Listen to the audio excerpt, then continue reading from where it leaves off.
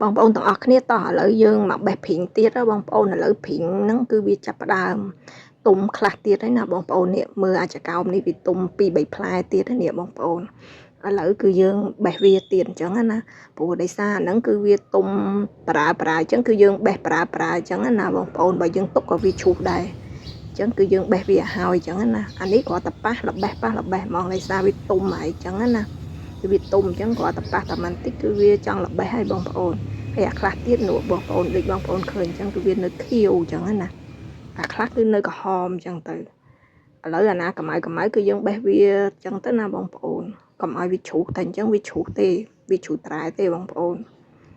ឡូវគឺបេះបាន4 5គ្រាប់ដែរបងប្អូនហើយអាផ្សេងទៀតវានៅស្ទើបងប្អូនមើលទៅវារៀងនៅស្ទើអញ្ចឹងណាអញ្ចឹងគឺយើងអត់ទាន់បេះទេបងប្អូនហើយអានៅលើនេះបងប្អូនអានេះក៏អត់ទាន់ទុំទេនិយាយទៅវាអត់ទាន់ទុំខ្លាំងមែនតែនទេបងប្អូនទុកវាប្រហែលជា1 ថ្ងៃ 2 ថ្ងៃទៀតចាំបេះអញ្ចឹងណាហើយនៅលើក៏មានដែរបងប្អូនតែវាខ្ពស់ពេកអញ្ចឹងណាវាបែបដល់រហូតបងប្អូនហើយប្រហែលជាបងប្អូនមើលឃើញទេបងប្អូនដោយសារតនៅលើហ្នឹងវាខ្ពស់អញ្ចឹងណាហើយបើអានេះវិញ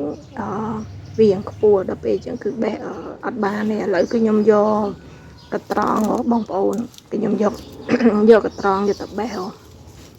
ហើយពិបាកបេះបាត់មែនតែនបងប្អូនដោយសារតែវារៀងទៅមេចូលវារៀងឆ្អៀតនិយាយទៅវាឆ្អៀតវាអីអញ្ចឹងណារៀងទៅមេអញ្ចឹងណាបាក់បេះឲ្យខ្ពស់ទៀតបងប្អូនខ្ពស់មែនតែនតែគាត់ថាចេះបេះវាបងប្អូនបើយើងអត់បេះអញ្ចឹងគឺវាទុំវាធ្លាក់អញ្ចឹងណាដល់ពេលអញ្ចឹងដល់យើងបេះវាឥឡូវគឺខ្ញុំបេះបានហើយនេះបងប្អូនដូចជាបេះបានប្រហែលគ្រាប់ទេពេលហ្នឹង5 6គ្រាប់ដែរបងប្អូននិយាយទៅគឺនេះបងប្អូនបេះបាន5 6គ្រាប់អញ្ចឹងណាហើយអាខ្លះក៏មានសត្វស៊ីដែរបងប្អូននេះអានេះសត្វស៊ីនេះនិយាយទៅគឺអាទុំនៅចុងសត្វស៊ីរហូតបងប្អូនសត្វវាស៊ីអញ្ចឹងណាចាបនិយាយទៅពេលខ្លះមានចាបឬក៏មានសត្វអីផ្សេងវាស៊ីអញ្ចឹងណាចាបវាមកចឹកស៊ីរហូតបែបបាន6 7គ្រាប់ដែរបងប្អូននេះបានតិចដែរទេដោយសារបេះវាពិបាកបេះពេកបងប្អូនដោយសារតែវាមែកវាឆ្អៀតពេកអញ្ចឹងណាវារៀងទ្រុបទ្រុលពិបាកបេះហើយវាខ្ពស់ពេកឥឡូវគឺបេះបានប៉ុណ្ណឹងគ្រាប់ទេបងប្អូនឥឡូវបេះបានប៉ុណ្ណឹងគឺយកប៉ុណ្ណឹងសិនទៅដោយសារតែវាពិបាកបេះពេកនៅលើខ្ពស់ពេកពិបាកបេះឥឡូវយើងយកវាមកលាងទឹកឲ្យបងប្អូនលាងទឹកវាបន្តិចចឹងណាឲ្យវាអស់ដីចឹងណាតែវាមានដីហុយដីអីចឹងណាចឹងយើងលាងទឹកវាទៅឲ្យល្អណាបងប្អូនគឺនឹងផ្អែមណាបងប្អូនវាទៅគឺផ្អែមហ្មងរសជាតិវាផ្អែម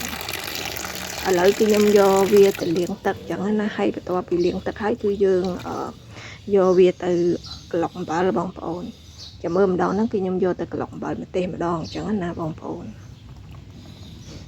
នេះល្អឯបងប្អូនគឺបាទប៉ុណ្ណឹងទេបងប្អូនថ្ងៃហ្នឹងឥឡូវគឺយើងដាក់ក្លុកអំបិលចឹងណាឥឡូវគឺខ្ញុំដាក់ចូលក្នុង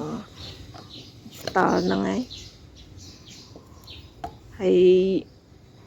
គឺយើងដាក់ម្ទេសមកបងប្អូននេះអានេះម្ទេសខ្ញុំបុកបងប្អូនអានេះខ្ញុំបុកវាលាយម្ទេសក្រៀមបងប្អូនឥឡូវយើងដាក់ម្ទេសចូលបន្តិចចឹងទៅបងប្អូនអាព្រីងហ្នឹងបងប្អូនដល់តែយើងក្លុកអំបិលបានឆ្ងាញ់យើងដាក់វាក្លុក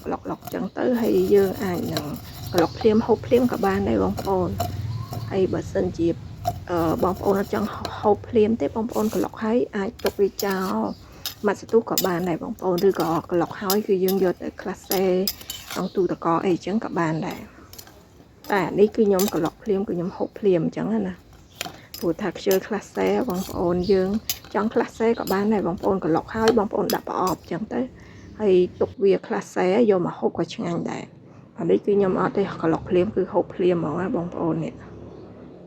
ហើយរសជាតិវិញមិនបាច់ទេបងប្អូនរសជាតិឆ្ងាញ់ហ្មងជូរអែមហើយហឹរតិចចឹងណា